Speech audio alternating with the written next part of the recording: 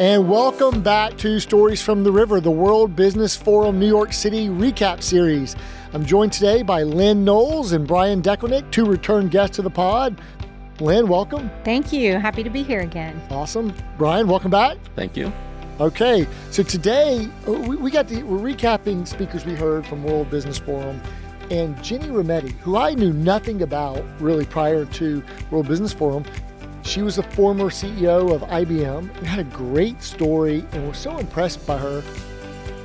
Welcome to Stories from the River, a show in which we go behind the scenes at Broad River Retail.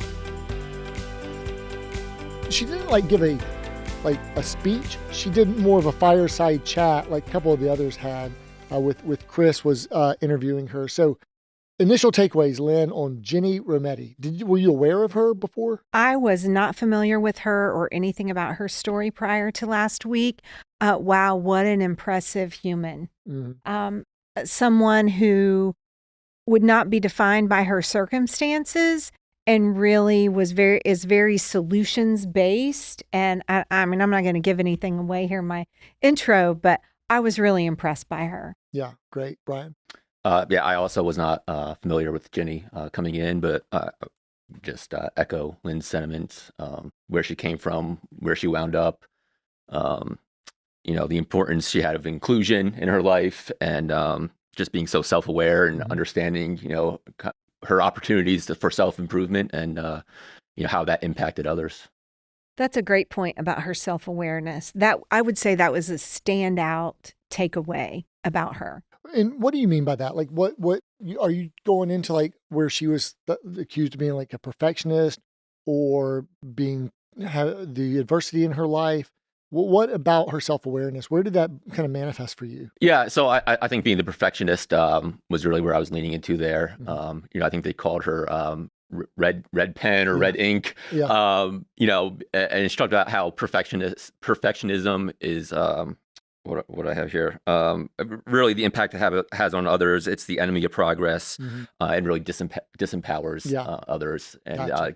They don't really feel the need to try because they know she'll just go in and make all the changes she wants to make. I think once she realized, when you're I'm assuming, when you're the CEO, you have a great deal of impact. But to step back and say, okay, what I'm doing is slowing down progress and disempowering really smart people.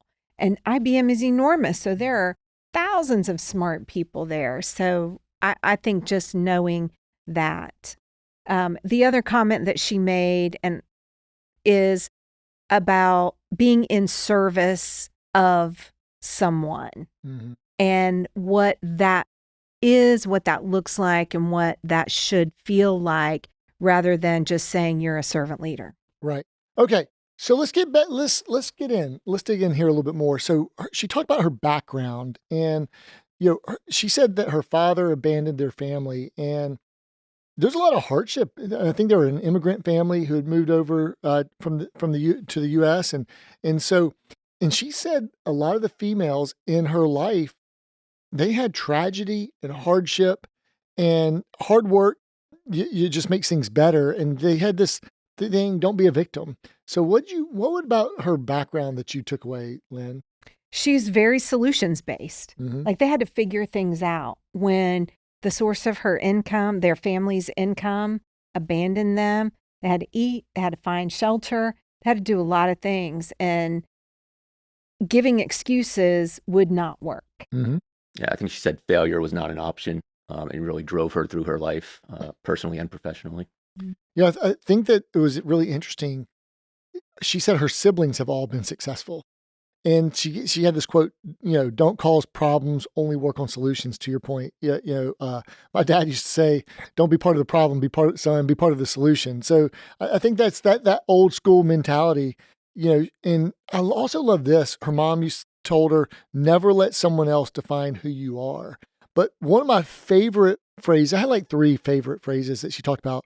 She really talked about access and aptitude are not spread equally. So she said, look, a lot of the females in my life, my aunts, her grandmother, her mom, they had plenty of aptitude. They were smart, hardworking, resilient women.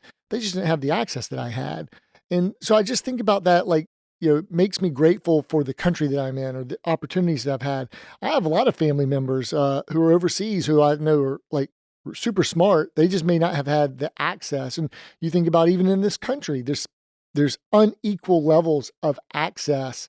And so how do we kind of level the playing field, so to speak? And so I really love this phrase, access and aptitude are not spread equally.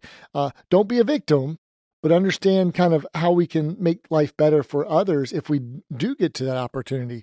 And she talks a little bit about that, which we'll get to in a bit on how they like hire people and how she's trying to change things. And she talked a lot about like looking for role models. I mean, I think she mentioned Nikki Haley. She was looking for role models, and anybody you can learn from can be a role model, but people cannot be what they cannot see. So they have to see that person so that they can, understand what that looks like to be a strong leader. And she also said about adversity, you need to endure some adversity in life. Don't coddle them too much where people can't, like, they'll topple over at the first sign of adversity. It's not all bad. It can be put to, and I think that's a common theme we heard from some of the speakers. So she talks about these two mega lessons. I think this was from maybe 2012, maybe from an IBM story. And do you have notes from that one? I do. Go for it. I do. Number one was know what should change versus what should endure. Mm-hmm. And number two was the how is more important than the what. Mm-hmm. Let's unpack that a little bit. So let's start with the first one. What was she? Give us more context on what should change and the discernment versus what should endure. The intent there is change is good, but not all change is good. Like there are certain things, just like the ethos of your company and what is the culture of your company. Like I think about it in the terms of Broad River Retail, and like that's one thing that I think we operate, that it's a foundation of everything that we do is to furnish life's best memories. And if we filter everything that we do, even the change through that, that's very wise. Mm-hmm. A lot of it has to do with like core beliefs, right? Your core beliefs should endure, right? Mm-hmm. Otherwise you lose your way. You're no longer the company you once were. But maybe, and I think you could relate the two, right? What should change versus what should endure, and how work is done over what, right? So you might not change what you do, but you need to change maybe how you do it. Mm-hmm. Different speaker, although I think she spoke on it as well, as, AI is a great example, right? Companies who don't embrace AI are going to die, right? Mm-hmm. So you really need to, change to stay up with the times, stay up with the technology, but your core beliefs and what you do and what you believe should endure. Yeah, and you're not going to get at that like without doing some reflection, some self-reflection, and knowing like why the company exists in the first place, understanding the company's identity. I think she said, look, I understood that IBM and a lot of the shareholders, they were used to dividends, and so we had to figure out how to preserve that. We couldn't take that away. But she said they, also to endure, sometimes she knew that they had to shrink initially, because they had to shrink before they could grow, and to make sure that she runs the company for the owners, not the renters. I love that phrase. It's a great long-term thinking phrase. Like, we're going to run the company for the owners who are going to be here for the long haul, not those who are just occupying space and they're just coming out. So to that end, we're going to preserve the dividends, but we're going to change a whole lot of other stuff. So it's a good wisdom, good discernment of what should endure, what should change. But really, to get to that point, make sure you do the self-reflection, make sure you know your identity, make sure you know kind of who are the owners and who are the renters, and that'll lead you to that decision. But that's important for leaders to know. And that's not always easy, I'm sure, for the CEO of a public company, right? When you're judged quarter to quarter to quarter, not year over year, decade over decade. So I think it takes a lot of bravery for her to, think and act that way as a CEO of a public company. Absolutely. But I think that's why she's saying, like, I'm going to pitch a long-term vision where we might have to shrink. Some of the renters might have to go away, but the owners will stick around because we might have to shrink so that we can figure out how to grow again. And she did say, knowing that difference stabilized the workforce. So those who were going to stick around and stay would stick around for the long term and want to be there because of kind of what their new renewed vision or purpose was, or path was, I should say. And then to your second point, Lynn, she said, don't just focus on what you do, but how the work is done. And so this is where she got into like the design thinking, being agile. Can't be like the big IBM that just is slow and moving slow and slow to make decisions and heavily bureaucratic. I thought this phrase was pretty powerful. Your greatest legacy may be how you did it, not exactly what you did, but how you did it. So she transformed the whole way that they work. I think that goes along the lines of, and we heard this a couple times throughout the week last week, where how you make people feel. And like when I hear that, I think about the people who are actually doing the work and how they're treated and how you encourage that, how they're encouraged or discouraged or whatever. But that's why the how is so important, because that's a human element of it. And that's why people stay, or that's also why people go. So, well, she's got a new book coming out, so we'll link to her book, but she said it was rewritten 3 times, that she listened to feedback, but she didn't let it define her. So she had the core message of her book, but then she took the feedback and rewrote it 3 times, which, I don't know that I'd want to, if I finished a book, if I ever wrote a book and finished it, I might be done that first time. Well, another point she made, she said, communication is a science, not an art. I thought that was an interesting distinction because, you think about writing a book or anything, you want it to be flowery and emotional maybe and all that. And her whole point was, how do you get people to remember what you said? And so that could have been the source for some of the rewrite. There's a book I'm reading right now called Smart Brevity. And it's like, you be crisp with your words and say it so that people remember it. Make it easy, like you said, make it easy to remember, not to tell others everything that you know, just make it easy to remember. That's part of leadership, she said. That was another great nugget. And then she talks about resilience, and she said there's no straight line. There's 2 buckets, relationships and attitudes, but both are in your control. But then she talked about how she had to learn how to compartmentalize issues and build belief and appeal to people's heads and hearts. And learning from other great leaders like Ken Chenault, someone who she mentioned that she learned, Lou Gerstner. So she had these others who she wasn't afraid to ask them questions, really. And did you remember what she said when she talked about the role of a leader? Yeah, I do have that here. So the role of the leader is to paint reality and give hope. Yeah. Or paint reality, but give hope, right? So acknowledge where you are, tough times, good times, whatever, but always spread that message of hope and what tomorrow is going to bring. There's a lot of this duality in what she's talking about, right? These juxtaposing 2 different ideas held at the same time, like be real, but be an optimist, a positive pragmatist, if you will. I mean, isn't that what life is really? I mean, things are not always roses and sunshine. And so we have to balance the reality. And as leaders, especially, I mean, it's incumbent upon us to be the grounding force when we're dealing with anything. Absolutely. Well, you talked earlier, I want to go to this point about servant leadership and the difference. Again, she juxtaposed servant leader versus being in service of others. And someone said, well, doesn't that sound soft, or doesn't that sound like the same thing?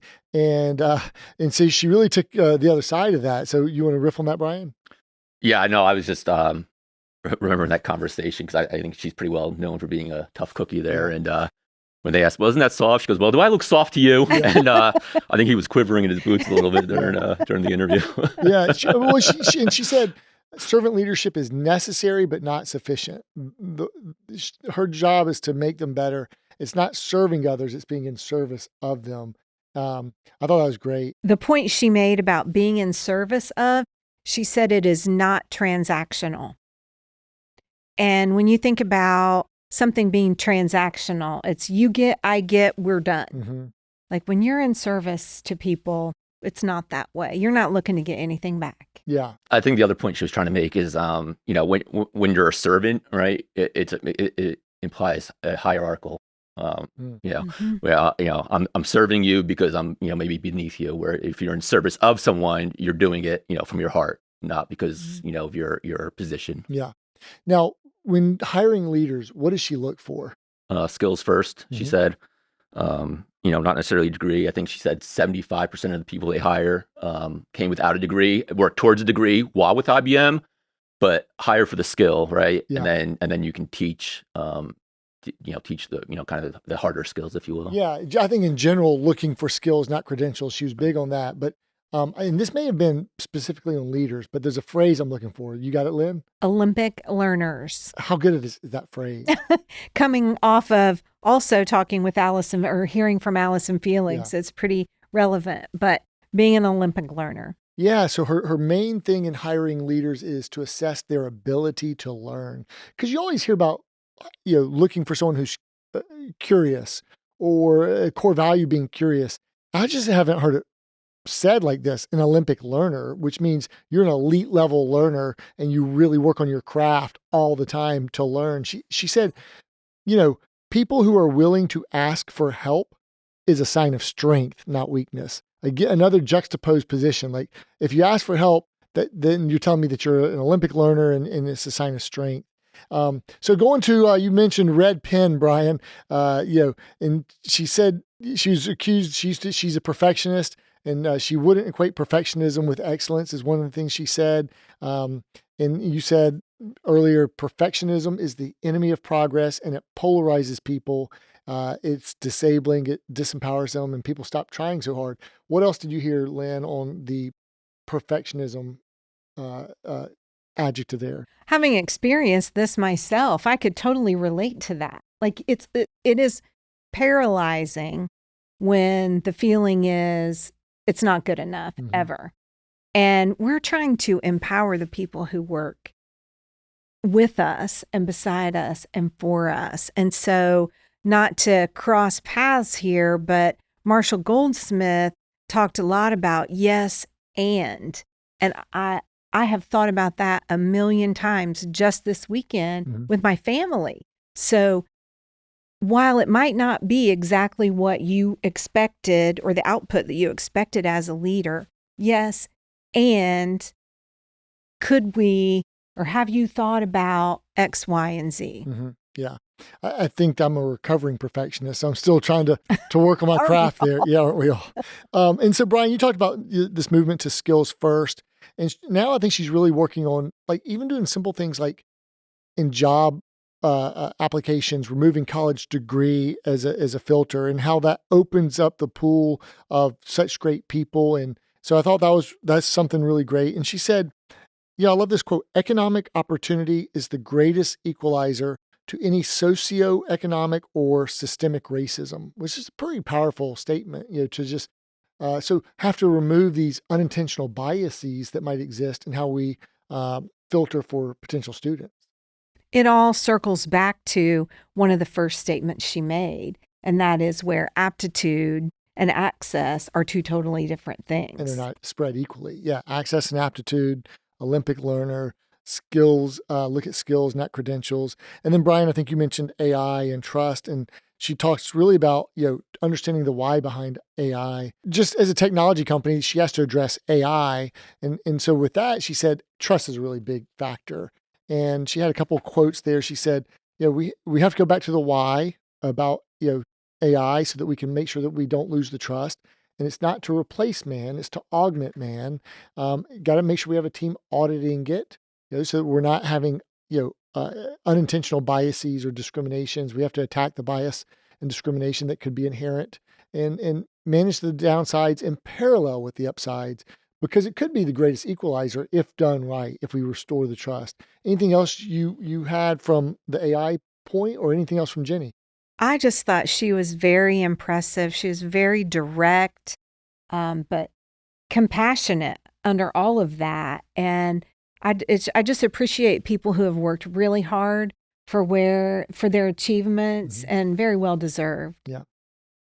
Yeah. From the AI perspective, I think, that's a lot of people's fears, right? Is that gonna replace my job? I'm gonna, but I think that goes back to her hiring for skill over competencies, right? So if you have the skill, you can learn something new, right? It doesn't mean every job is going away.